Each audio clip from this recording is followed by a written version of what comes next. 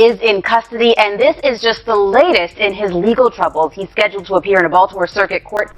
Gervonta Davis walked out earlier today. That's after a judge gave him a $1,000 bond. Davis was scheduled to headline a boxing match next week in Washington, D.C. It's unknown if that's going to happen. Why you retiring?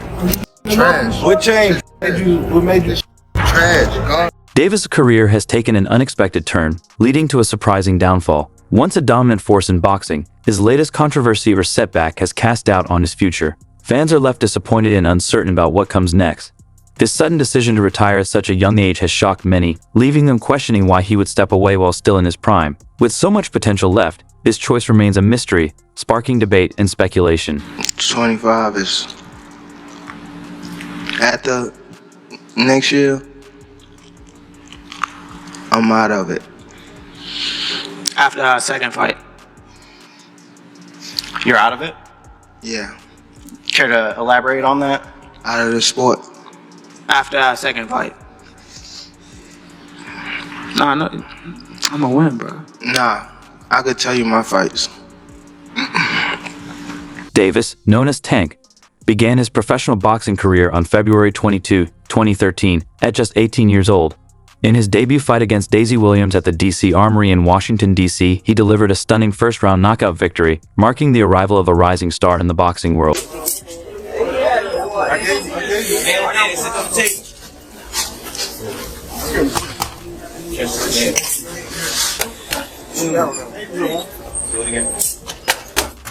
Give me the hand. Pitch with your hand.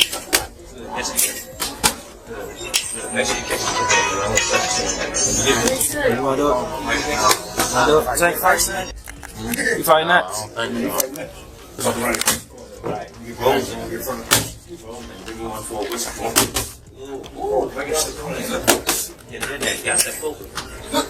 There you go.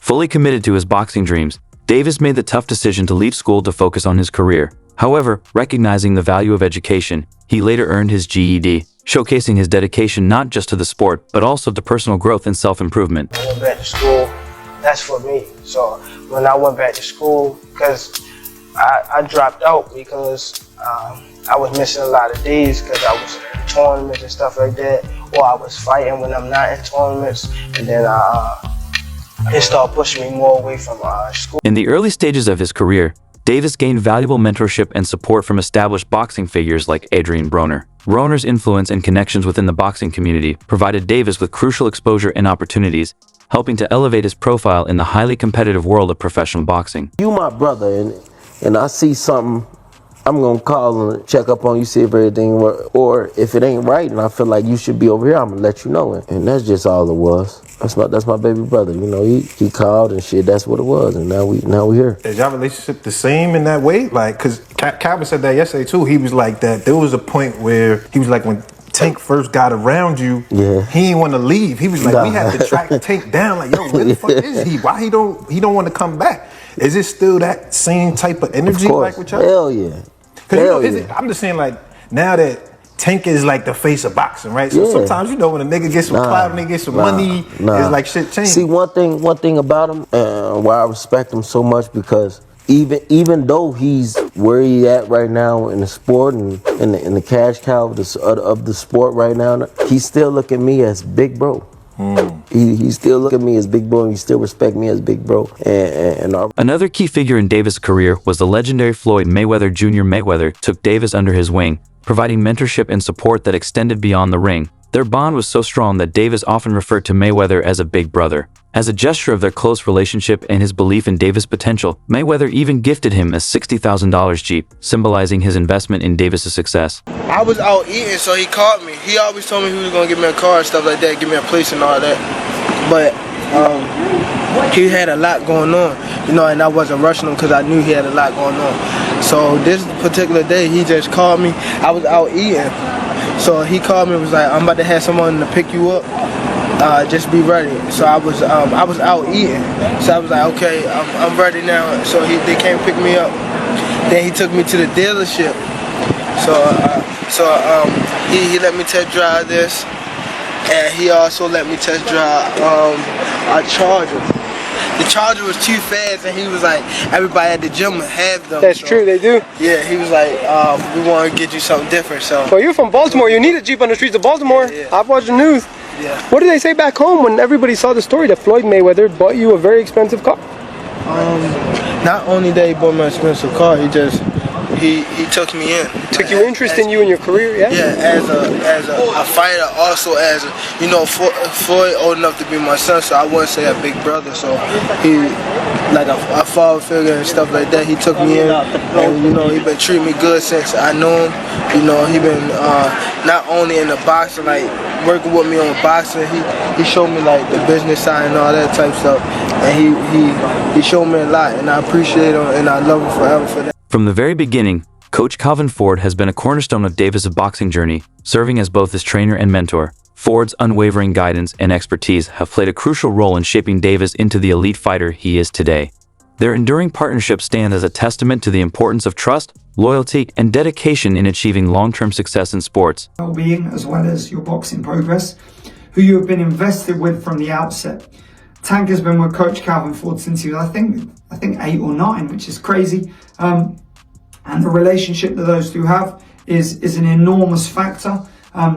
Tank trusts Coach Calvin to give him the right advice, and that has been proven to be a good position, a good place to put your trust, because as of yet, he hasn't given any bad advice. He's very calm in the corner. He knows when to tell Tank to turn it up. He gives him understandable advice, and he gives him very simple advice in the corner.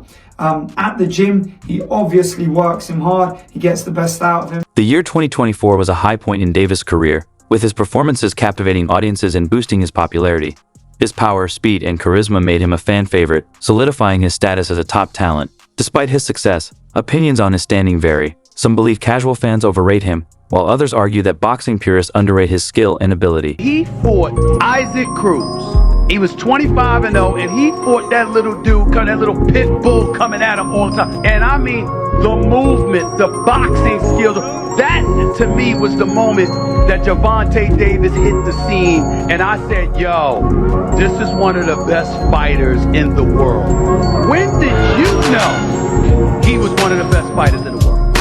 Like, right even there in the fight, I knew that I had him. I mean, everybody knew. No, but people didn't know, like, he actually can hit, like, when his punches was, like hard. You felt it? Yes. Was he the strongest punch you think you ever felt? Facts. Really? Yeah. A key debate among analysts is the quality of Davis' opponents. Some argue that his team has carefully selected matchups to favor him, avoiding tougher challenges that could define his legacy. Critics call for him to face top champions in the 135 pounds and 140 pound divisions to truly prove himself against the best in the sport. Hey guys, Adriana Jimenez-Jones here with two-time and current WBA super featherweight champion Gervonta Tank Davis. Gervonta, just a couple days away from headlining your first U.S. base card against Hugo Ruiz, originally against Abner Mares, who we wish a speedy recovery. How excited are you to get inside the ring and give us a great show? I'm very excited, just to be back, just to be back in the ring, give my fans a great show, even the fans all over a great show that's turning in on Showtime. I believe that I will have a great performance. I don't think I have a lot of ring rush, but hopefully Hugo can come in, living up to his word, and I live up to my word, and we give on a great show. We know that Hugo's been pretty vocal, saying that he wants that knockout, that he wants to knock you out. But we know that you're very confident in what you bring. What kind of fight can we expect? Action-packed fight. Off of what he's saying, he's saying that he coming in to knock me out, so he have to bring action, to do that. So I'm ready. Training camp been going great. Davis' interactions with fans and the media have also faced criticism. His use of enthusiastic, and at times polarizing, language when discussing other fights has been labeled as overly biased or fanboy behavior.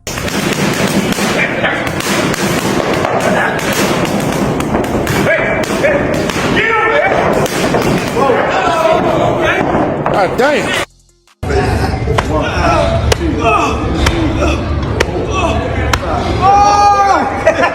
In a recent interview, Tank Davis confidently criticized Frank Martin's skills, pointing out weaknesses in his defense, offense, and overall technique.